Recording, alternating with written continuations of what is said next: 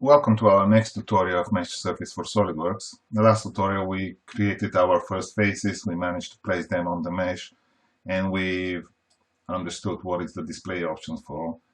So now we can continue building our models. As I said, we probably want to just create a stripe here that will follow the surface, and I'll just use my duplicate button here. When I drop my mouse, you see that it's snapped to the mesh, and you can tweak and adjust your shape. We'll just move here. As you see, because of the mesh is not transparent, when I move, it's behind the mesh, so you can just play with the transparency to see your results. And this is how I create my strip. You see how it is. You just drag and drop your um, edge here, and it snaps to the mesh. I would like to say that during this process at the moment I will just model the half of it, and then I will use the symmetry command to be able to actually just mirror the half of the part, and this will be my reconstructed model. So here I have my shape so far. I will probably want to create another one on the top. The way I can do this is just create a four-sided face. So let's put this view in the, okay, this is what SolidWorks does. I will just Control Z, and I will just put this into the top view. So we'll rotate slightly, and this is where I will start my next stripe here. I will just click and create my four-sided face. So it's snapped to the mesh, and I will just continue. What I'm doing now, I'm trying to keep the same roughly aligned edges. The reason for this is that we need to have a good continuity after that, so you need to think a little bit of the UV direction.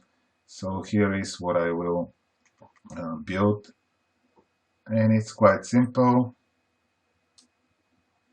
We'll come to this position,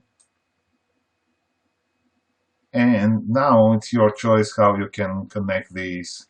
You can just take this and merge, or you can use the merge command, or you can probably take the Alt key and join these edges here. In this case, I will just use my Alt key, will duplicate these boundary points to be able to create this. Again, the big point about our solution is that it snaps to the mesh automatically, because this snap mode is on, and this is how you can reconstruct. So far, this is what we created. It's really nice and smooth. And now I can probably take this one and snap it here, because this looks logically to me. As you see, the software automatically closed this area. Now when I have this surface, I can just, when I'm done, I can just press OK, and everything will be created as a SolidWorks entity. Here I will just hide my mesh, and you can see the result of what I have reconstructed so far. I would like to say about the snapping mode that now, because I have my mesh hidden, if I go back and edit the feature, it recognizes that there is no reference mesh, so the snapping mode is off. This would mean that now if you move in space, you just go back to this manipulator mode. And this is not what I want. I still want to be using the mesh, so what I need to do is just show my reference mesh, and then I right click on my quad surface and go to edit. What happened now is that actually I displaced this and it's not on the mesh, so I probably need to move. If something happens and you turn on and off the snapping mode, which is possible, for example, I can just turn this off and select this, and then with the manipulator I can just drag outside of the mesh. This is also possible, so you can adjust something that is not belonging to the mesh. You can always switch between the snapping mode and the manipulator mode. A bit more about the manipulator here is that there are three options here. One is which is called the world coordinate system. That means that your manipulator will be aligned to the world coordinate system. But the other option is that you can align it to the screen.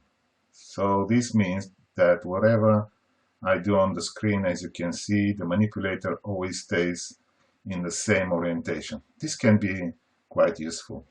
The third option, which you can use in some cases, is what is called the local. What local means is that if I pick a point, you can see that the blue arrow, which is the z-axis, is actually perpendicular to the surface. This can be useful in some cases that you want to get inner or outer of the mesh and make a fine adjustment. We cannot guarantee where the x and y directions are. They're kind of arbitrary in space, so the biggest power of this local orientation is actually the z direction, which is the blue arrow. If I just turn this snapping on, I may want to get everything projected back to the mesh. In this case, there is a command which is called snap to mesh. If I press snap to mesh, it will take the selected element and it will project it on the mesh. That's why you saw that this didn't go on the mesh. But if there is nothing selected, if I press snap to mesh, all the points will be projected to the mesh. So this is powerful, but at the same time dangerous if you don't have selection to project everything, if you have some noises. So use this carefully. That's all for this tutorial, and we'll continue with the next one. Thank you for watching.